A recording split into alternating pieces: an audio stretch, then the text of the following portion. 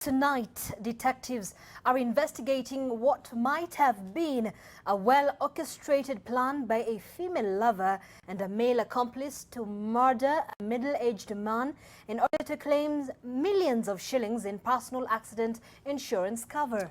And the female suspect, who the victim claims was his secret lover, will remain in police custody for 2 more weeks while her co-accused has been released on a cash bail. Seth Olale followed the proceedings at the Milimani Law Court. It is alleged that Peter Mwaniki Wanjiku and Emma Wangari Wangoi forged a national identification card number 249-61044 bearing the name of the complainant Evans Karanja Mwangi in order to confer a personal accident insurance cover worth millions of shillings. Mwaniki Wanjiku is accused of submitting the forged national identity card to a staff at ICEA Lyon on 13th June 2018 in order to benefit from an insurance cover. Mwaniki also submitted the forged identity card at APA Insurance Westlands on 14th June 2018 to a company employee in order to benefit from another cover.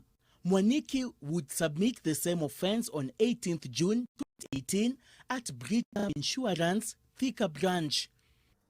The complainant, Karanja Mwangi, has told detectives attached to the Insurance Fraud Investigating Unit at DCI that he had a secret love affair with the second accused person, Emma Wangari Wangoi.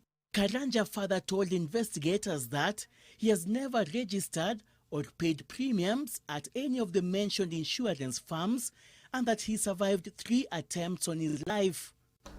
Chief Magistrate Martha Mutuku released Mwaniki on a 200,000 cash bail while Wangari remains in police custody until 27th of this month when the case will resume. Other than the current charges against the accused persons, police are also following leads that could implicate the accused persons into alleged land grab cases in Ruiru and Thika. Seth Olale, NTV, Milimani Law Courts.